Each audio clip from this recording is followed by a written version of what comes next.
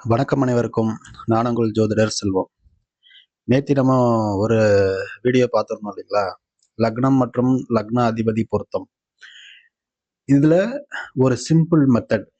நார்மலா ஒரு ஜாதகம் உங்ககிட்ட வருது அப்படின்னா, அந்த ஜாதகத்த எப்படி நம்ம சேர்க்கலாமா, வேணாமான்னு எப்படி முடிவு பண்றது?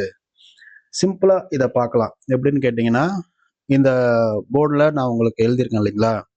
ஒரு ஆண் ஜாதகம், ஒரு பெண் ஜாதகம். இது ஒரு உதாரண ஜாதகம் தான். சரிங்களா?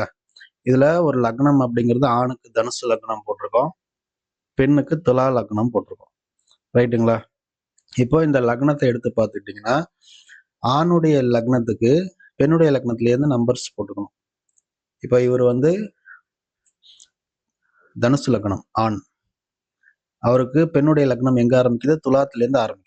அப்ப துலாத்திலேருந்து 1, 2, 3, 4, 5, 6, 7, 8, 9, 10, 11, 12 இந்த மாதிரி வரிசலா போட்டுக்கோங்க. அதே மாதிரி பெண்ணுடைய ஜாதகத்துல ஆணுடைய லக்னம் எங்க ஸ்டார்ட் ஆகுதோ அங்கேருந்து 1, 2, 3 பாவங்களை போட்டுட்டீங்கன்னா, ஆணுடைய லக்னமும் பெண்ணுடைய லக்னமும் என்ன மாதிரியான அமைப்புகள்ல வருது அப்படிங்கிறத 2 பேருடைய ஜாதகத்துக்கும் எழுதிக்கணும்.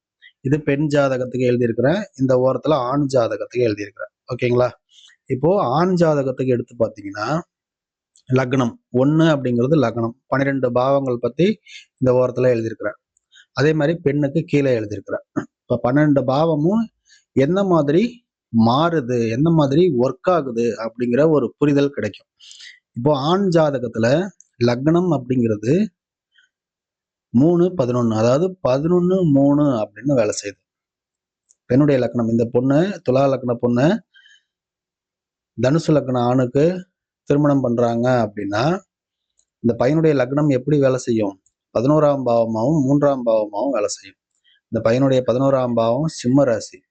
இந்த சிம்ம ராசியோடைய பலன்கள் இந்த பொண்ணுடைய 11ஆம் பாவம் லக்னத்திலிருந்து கிடைக்கிறதுக்கான பாசிபிலிட்டிஸ் கொடுக்கும்.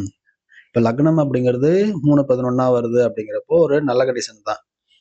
ஏன்னா 3, 11 அப்படிங்கிறது 3ங்கிறது முயற்சி ஸ்தானம், வெற்றி ஸ்தானம். இது உபஜயஸ்தானம். 2மே உபஜயஸ்தானம் தான். அதுல 11ஆம் இடம் அப்படிங்கிறது லாபஸ்தானம். அடுத்தது 2ஆம் பாவத்துக்கு போனோம்னா 2ஆம் பாவம் அப்படிங்கிறது அதாவது பையனுடைய 2ஆம் பாவம் அப்படிங்கிறது பொண்ணுடைய இலக்கணப்படி 4ஆம் பாவமா வருதுன்னு அர்த்தம். அப்படிங்களா? இப்ப வருமானம் 2ஆம் பாவம், 4ஆம் பாவம் அப்படிங்கிறது வீடு, வண்டி, வாகனம், சொத்து, சுகம். இப்ப இவங்க 2 பேருக்கும் மேரேஜ் ஆனுச்சுன்னா, வருமானம் மூலியமா வீடு, வண்டி, வாகனம், சொத்து, சுகம் இதெல்லாம் அமையும் அப்படின்னு அர்த்தம். அடுத்ததா 3ஆம் பாவத்துக்கு போனீங்கன்னா, 3ஆம் பாவங்கிறது என்ன மாறுது? 5ஆம் பாவமா மாறுதுன்னு அர்த்தம்.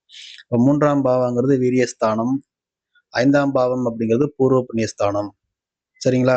இப்ப இதே மாதிரி 12 பாவத்துக்கும் எழுதிட்டீங்கன்னா, எந்தெந்த பாவம்லாம் இவங்க 2 பேரும் மேரேஜ் பண்ணும்போது அடி வாங்கும், அல்லது பிரச்சனையை கொடுக்கும், அல்லது பிரச்சனையாக இருக்கும் அப்படிங்கிறத நம்ம மேலோட்டமாவே தெரிஞ்சுக்க முடியும். ரைட்டுங்களா? இப்போ இந்த லக்னத்துக்கு 6ஆம் இடம் மீன ராசி கிட்ட வருது. பொண்ணுடைய லக்னத்துக்கு 6ஆம் இடமா இருக்கிறது பையனுக்கு 4ஆம் இடம். இப்ப 4, 6 இங்க 6ஆம் இடம், 8ஆம் இடம், 12ஆம் இடம். அப்போ இங்க பையனுடைய ஜாதகப்படி அது 10ஆம் பாவம். இங்க பாருங்க 10ஆம் பாவம் அப்படிங்கிறது 10, 12 சம்பந்தப்படுது. இப்ப தொழில் சம்பந்தப்பட்ட விரயங்கள் இருக்கலாம். அல்லது தொழில் சம்பந்தப்பட்ட முதலீடுகளை குறிக்கலாம். அல்லது தொழில் அப்படிங்கிறது வெளியூர், வெளிமாநிலம் இந்த மாதிரியான தொடர்புகளை கொடுக்கலாம் அப்படின்னு அர்த்தம். இப்ப 12ஆம் இடம் அப்படிங்கிற ஒரு விரயத்தை தொழில் ஸ்தானம் சந்திக்கும் அப்படின்னு அர்த்தம். 10ஆம் இடம் அப்படிங்கிறது மாமியார் ஸ்தானம். இப்ப மாமியார் அப்படிங்கிறவங்க 12ஆம் இடத்தோட சம்பந்தப்படுறாங்க. மாமியார் விரயம். ஒருவேளை மாமியார் இல்லாம இருக்கலாம். ரைட்டுங்களா? அந்த மாதிரி எடுத்துக்கலாம். அடுத்ததா பாத்தீங்கன்னா இந்த 4, 6 இப்போ இங்க 4, 6 அப்படிங்கிறது 4ஆம் இடம் அப்படிங்கிறது வீடு, வண்டி, வாகனம். 6ஆம் இடம் அப்படிங்கிறது கடன், நோய், எதிரி. அப்ப வீடு கடன் வாங்கலாம், கடன் மூலியமா வீடு வாங்கலாம், அல்லது வீடு கடன்ல போகலாம், அல்லது கடன் சுமை அதிகரிக்கலாம். 4ஆம் இடம் அப்படிங்கிறது தாய். தாய்க்கு உடல்நலக் கோளாறுகள், நோய் தொந்தரவுகள் வரலாம். அல்லது 4ஆம் இடம் வீடு, வீட்டுக்கு பக்கத்துல இருக்கிறவங்க மூலியமா பகை வளரலாம். சண்டை வரதெல்லாம் இருக்கு இல்லைங்களா? அந்த மாதிரி அமைப்புகளை கொண்டு வந்து சேர்க்குது. 2வது இங்க பாருங்க. இந்த லக்னத்துக்கு 6ஆம் பாவம்.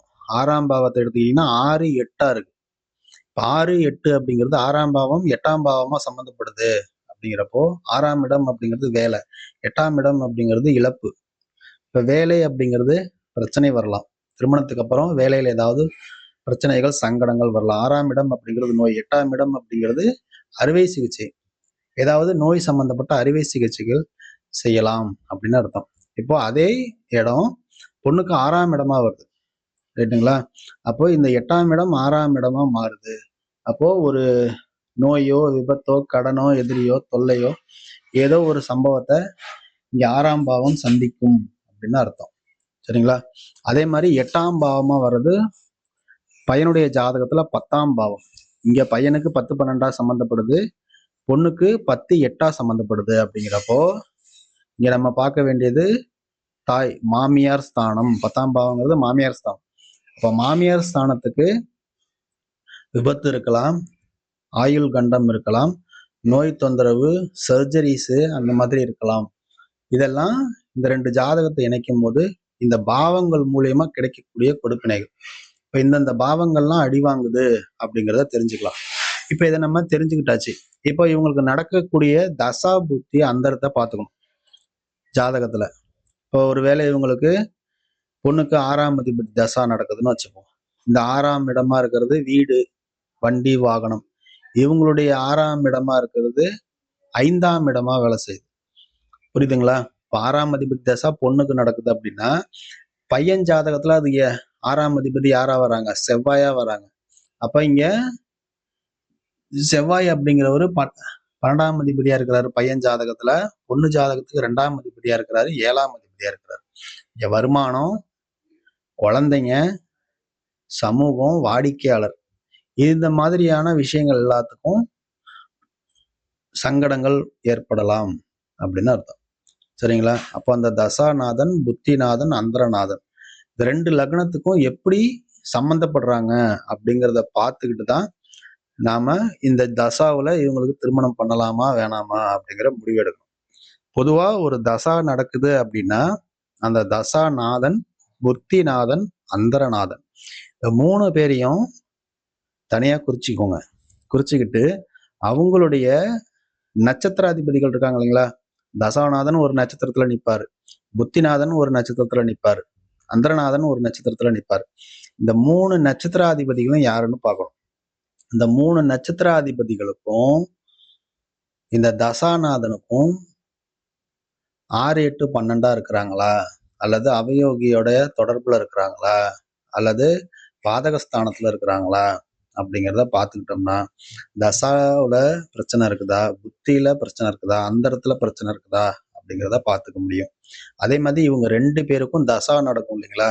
இவங்களுக்கு ஒரு தசா நடக்கும், பெண்ணுக்கு ஒரு தசா நடக்கும் இல்லைங்களா? ஆணுடைய தசாநாதன் பெண்ணுடைய ஜாதகத்துல வலிமையா இருக்கணும் திருமணம் பண்ற காலத்துல. தசாநாதன் போய் இங்க நீச்சமா இருக்கிறது, பகை வீட்டுல இருக்கிறது, 6, 8, 12 இருக்கிறது, பாதகாதிபதியோட சேர்க்கையில் இருக்கிறது, அவயோகியோட சேர்க்கையில் இருக்கிறது, இந்த மாதிரியான தன்மைகள்ல இருந்து பெண் ஜாதகத்துல தசா நடத்தினாருன்னா அவங்களுடைய திருமண காலம் அப்படிங்கிறது இந்த திருமண தசா முடிகிற வரைக்கும் பிரச்சனை தான். அதே மாதிரி பெண்ணுடைய தசாநாதன் ஆணுடைய ஜாதகத்துல வலிமையா இருக்கணும். சரிங்களா? அப்பதான் அவங்க 2 பேருக்குள்ள அந்த தசா முடிகிற வரைக்கும் எந்த விதமான பிரச்சனைகளும் வராது. இப்போ பையனுக்கு சனி தசா நடக்குது, பொண்ணுக்கு ராகு தசா நடக்குது அப்படின்னா இந்த ராகுவும் சனி பகவானும் 2 பேருடைய ஜாதகத்திலையும் ஒரு நல்ல நிலைமையில இருக்கிறாங்க அப்படின்னா பிரச்சனை இல்லை, எதா இருந்தாலும் சமாளிச்சு வரலாம். ஆனா அவங்களே அசுப கிரகங்கள், அவங்க இருக்கிறதும் பிரச்சனைக்குரிய ஸ்தானங்கள்ல இருக்கிறாங்கன்னா பலன்கள் ரொம்ப பேடா தான் இருக்கும், சமாளிக்க முடியாது. அதனாலதான் நிறைய மேரேஜ் ஃபெயிலியர்ஸ் ஆகுறது. பொருத்தத்தை பார்த்து முடிச்சிடுறோம். பொருத்தத்தை பார்த்துட்டு 2 பேருக்கும் தசா நல்லா இருக்குதா, இவங்களுக்கு குரு தசா நடக்குதுங்க, இவங்களுக்கு சுக்கிர தசா நடக்குதுங்க அப்படின்னு பண்ணிடுவோம். ஆனா இந்த குருவும் சுக்கிரனும் 2 பேருக்கும் என்ன ஆதிபத்தியம் வாங்கி வச்சிருக்கிறாங்க, அவங்க 2 பேர் ஜாதகத்திலையும் எந்த ஸ்தானங்கள்ல அமர்ந்திருக்கிறாங்க அப்படிங்கிறதையும் நம்ம செக் பண்ணிக்கணும். அதை செக் பண்ணாம நம்ம பாட்டுக்கு முடிவு பண்ணிட்டோம் அப்படின்னா அந்த தசா வருஷம் அவங்களுக்கு ரொம்ப அசுபமான பலன்களை தான் கொடுக்கும். சரிங்களா? ஒரு தசா நமக்கு நல்லது செய்யுமா கெட்டது செய்யுமா அப்படின்னு பார்க்கணும்னா நம்முடைய தசாநாதன் எந்த நட்சத்திரத்துல அமர்ந்திருக்கிறாரோ அந்த நட்சத்திராதிபதிக்கு தசாநாதன் 6, 8, 12 இல்லாம பாதகமா இல்லாம அவயோகியோடைய தொடர்பு இல்லாம இருந்தாலே மேக்சிமம் அதுல இருந்து நம்மளால மீண்டு வர முடியும். சரிங்களா? ஏன்னா அந்த நட்சத்திர அதிபதி தான் தசாநாதனை இயக்க போறாரு. அப்ப அந்த நட்சத்திராதிபதிக்கும் தசாநாதனுக்கும் நல்ல முறையில இருந்தாங்க, 5, 9ல இருந்தாங்கன்னா தசாநாதனே கண்ட்ரோல் பண்ணிடுவார். அப்போ மாறி இருக்கும் போதுதான் பிரச்சனைகளை கொடுக்குமே தவிர, அவருடைய தொடர்புல, அவருடைய பார்வையில 5, 9 இருக்கிறது, 3, 11 இருக்கிறது, அவர் கூடவே சேர்ந்து இருக்கிறது, இதெல்லாமே கண்ட்ரோல் பண்ணிடும். ரைட்டுங்களா? அப்போ நம்ம ஒரு ஜாதகத்தை இணைக்கிறதுக்கு முன்னாடி ஒரு ஜாதகத்தை ஒரு அவுட்லெட்டா போட்டு எந்தெந்த பாவங்கள்லாம் இவங்களை சேர்க்கும் போது பிரச்சனைகளை கொடுக்கும் அப்படிங்கிறத முதல்ல தெரிஞ்சுக்கிட்டு அந்த கிரகங்கள் எப்படி இருக்கிறாங்க. இப்போ உதாரணத்துக்கு இந்த பாவங்கள்லாம் இவங்களுக்கு அடிபட போகுது. பையனுக்கு 4ஆம் பாவம், 6ஆம் பாவம், 10ஆம் பாவம் பிரச்சனையா இருக்குது. பொண்ணுடைய ஜாதகத்துக்கு 2ஆம் பாவம், 8ஆம் பாவம், 10ஆம் பாவம். இப்போ இதனுடைய அதிபதிகள் இருப்பாங்க இல்லைங்களா? இங்க செவ்வாய், சுக்கிரன், சந்திரன்.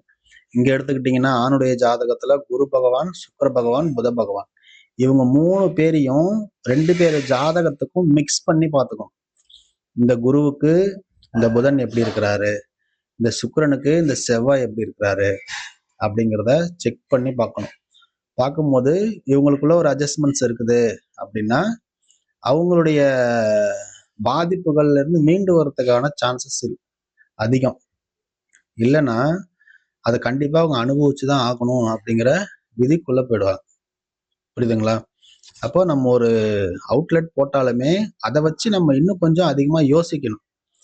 இப்படி இருந்தா எப்படி ஆகும், இந்த மாதிரி நிக்கிறாங்களே அப்படிங்கிற ஒரு புரிதல் நமக்குள்ள கிடைக்கும். மேலோட்டமா ஒரு பாவாதிபதி இன்னொரு பாவத்துல போய் நிக்கிறாருன்னு பாக்குறத விட அந்த பாவாதிபதிக்கும் அந்த கிரகத்துக்கும் என்ன மாதிரியான தொடர்பு இருக்குது அப்படிங்கிறத தெரிஞ்சுக்கிறது தான் ஒரு புத்திசாலித்தனம். சரிங்களா? இந்த வீடியோ ஒரு பயனுள்ள வீடியோவா இருக்கும் அப்படின்னு நம்புறேன். வீடியோ பிடிச்சிருந்துச்சுன்னா மறக்காம லைக் பண்ணுங்க. நம்ம சேனலை சப்ஸ்கிரைப் பண்ணி சப்போர்ட் பண்ணுங்க. பொதுவா ஒரு ஜாதகம் உங்ககிட்ட வந்தோடனே நீங்க இதை போட்டு பார்த்து தெரிஞ்சுக்கலாம். ஓகே, நல்லா இருக்கு, அடுத்த கட்டத்துக்கு போகலாம் அப்படிங்கிறத தெரிஞ்சுக்கலாம். அந்தந்த பாவங்கள்ல பிரச்சனைகள் இருக்குது, ஆமா அதை ஆல்ரெடி நம்ம வீட்டுல அனுபவிச்சு முடிச்சாச்சு அப்படின்னா அதை பத்தி நம்ம பயப்பட வேண்டிய அவசியம் இல்லை. ரைட்டுங்களா? மீண்டும் ஒரு நல்ல தகவலோட உங்களை சந்திக்கிறேன். நன்றி, வணக்கம்.